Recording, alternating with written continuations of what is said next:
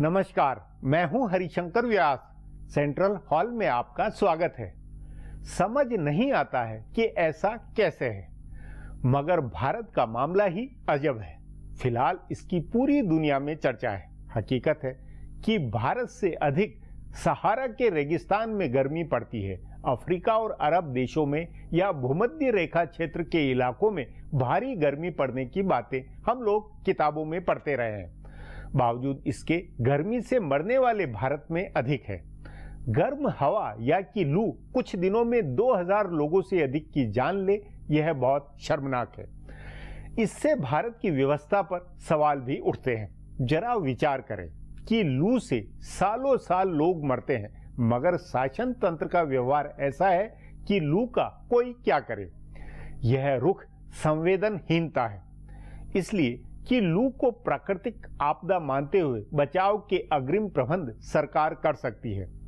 जिस बात से हर साल लोगों की जान जाए वह आपदा ही है।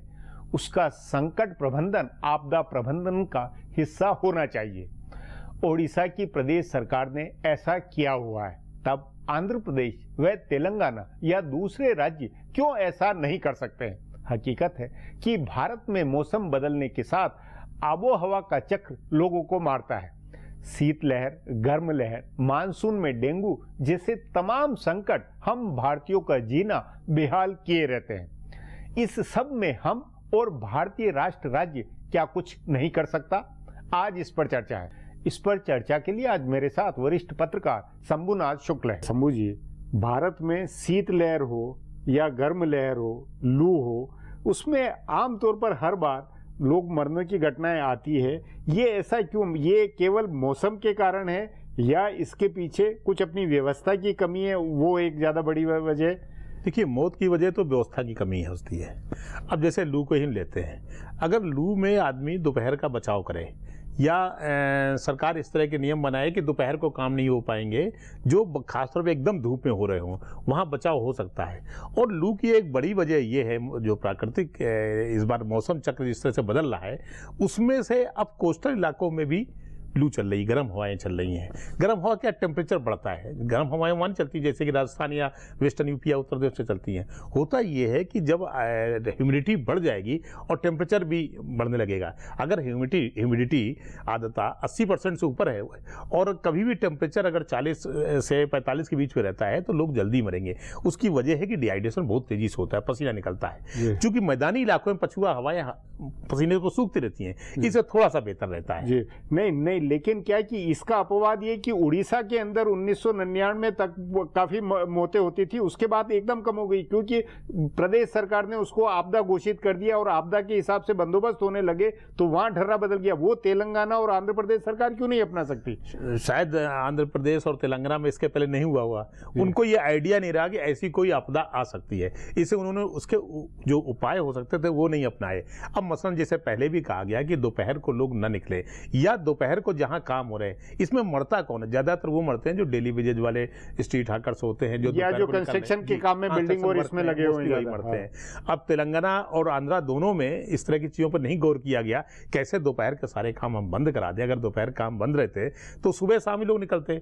अब पूरे यूरोप में या अफ्रीकन कंट्रीज में जहां बहुत ज्यादा सर्दी पड़ती है, गर्मी पड़ती है, उसी हिसाब से चीजें रन करती हैं कि अगर बहुत गर्मी पड़ रही है अरब देशों में तो वहां पे पता लगा बस नहीं, तो उसी हिसाब से सबसे बड़ी बुनियादी बात ये कि मौसम चक्र के हिसाब से हमारे यहाँ जो व्यवस्थाएं होनी चाहिए पहले हुआ करती थी, अब नहीं है। ये नहीं लग रहा है कुछ ज्यादा? बिल्कुल पहले हुआ करती थी। जैसे एक मोटे मोटे हम किसानी कहावत में जाते हैं। घाघ ने कुछ कहावतें लिखी है कि हमें किन किन चीजों से बचना चाहिए। उसमें एक है कि हमें जैसे जेठ में रास्ता नहीं चलना चाहिए। जेठ का मतलब यही मई जून हो गया। तो अगर हम मई जून में रास्ता न चले, मई जून में दोपहर के काम न करें, हालांकि पहले तब दोपहर काम नहीं होते होंगे, लेकिन दोपहर को जैसे ये कंस्ट्रक्शन वर्क ना हो या स्ट्रीट वेंडर्स ना हो। आज से 50-60 साल पहले एक मौसम के हिसाब से लोकोक्तियां थी और समाज था, घर परिवार में पुराने कायदे थे, वो सब अब नहीं है। और जी हाँ, लेकिन ये गरीब परिवार और गरीब उसके अंदर भी ये लागू होती है बात। दोनों, गरीब भी और मिडिल क्लास भी।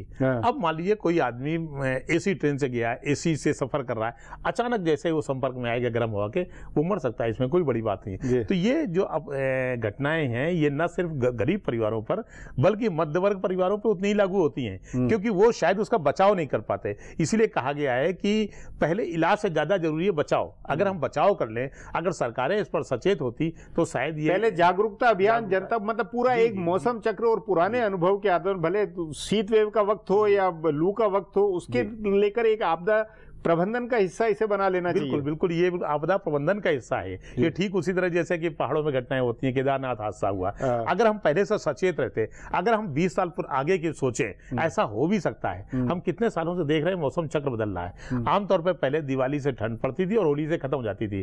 अब दिवाली के 1 महीने बाद ठंड शुरू होती है, होली के 1 महीने बाद खत्म होती है। उसी हिसाब से गर्मी भी घटती बढ़ती रही है। तमाम सारे कभी पश्चिमी विक्षोभ हैं या अरब सागर और जो बंगाल खाड़ी का जो बीच में जो यहाँ से गर्म हवाएं उठती हैं, जिस तरह के मानसून आते हैं, उनमें सब में परिवर्तन आ रहा है। इस परिवर्तन के मद्देनजर सरकारों को चाहिए कि उसी हिसाब से ये कुछ आपदा प्रबंधन का काम भी करें। नहीं, लेकिन इसमें नागरिक खुद या मीडिया या ये क्यों नहीं इस मामले में अपने आप स्वयं स्फूर्त ये एक्सरसाइज चलती रहे? पर इसके लिए मुझे लगता है सरकारों की जिम्मेदारी कहीं ज्यादा होती है। वो या तो जागरूकता अभियान चलाए, जैसे टोबैको को लेके। नहीं, इसमें एक दूसरा ये कि पश्चिम के अंदर, क्योंकि यूरोप में हुआ था 2005 में और 2003 के अंदर जब, तो उन्होंने एक तरह से हीट वेव चलेगी इसका 5 दिन पहले अलर्ट करने का मौसम विभाग ने सब तमाम एक व्यवस्था की।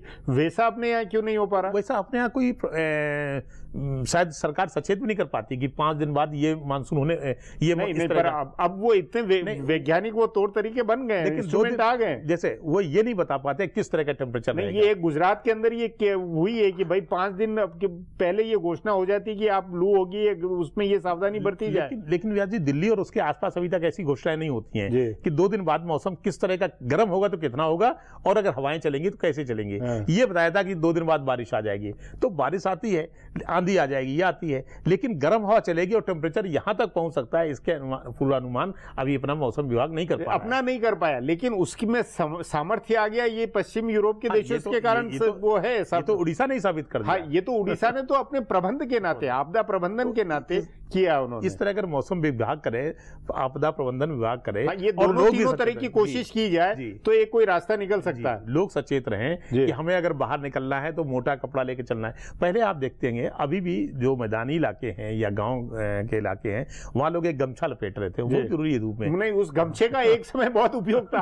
आज उस गमछे से एलर्जी होती है एक तरह से कि भाई ये आप लोग कौन सा फैशन चला रहे हैं। मना था कि जो कोई बदमाश जा रहा है गमछा लपेटे हुए। हाँ, लेकिन अभी भी लड़कियां देखिए, लेकिन बिहार में आप चाहें या उधर चाहे तो गमछे की उपयोगिता अभी जैसी है वो उस गर्मी और उस लू के लिए एक मतलब नुस्खा चला हुआ। दिल्ली में भी लड़कियों को देखिए, लड़कियां अगर स्कूटी लेके निकलती हैं तो पूरा चेहरा कवर की रहती है, तो इसका लोग कहीं ना कहीं सचेत है। नहीं, बुनियादी तौर पर क्या ये नहीं लगता कि इस एक लू के मामले में भी 3-4 अलग अलग पहलुओं को जोड़कर एक क्राइसिस मैनेजमेंट या एक व्यवस्था हो सकती है? एक आपदा प्रबंधन जैसी है, आपदा उस तरह से न कहा जाए, आपदा भी हो जाए, मौसम विभाग भी हो जाए, सब तीनों चारों मिला संकट आ रहा है, इससे बचने का एक उपाय तलाशा जा सकता है। जी सर, मुझे बातचीत को यही समाप्त करेंगे। प्रोग्राम में आने के लिए बहुत बहुत धन्यवाद। हमारा प्रोग्राम अब यहीं खत्म होता है।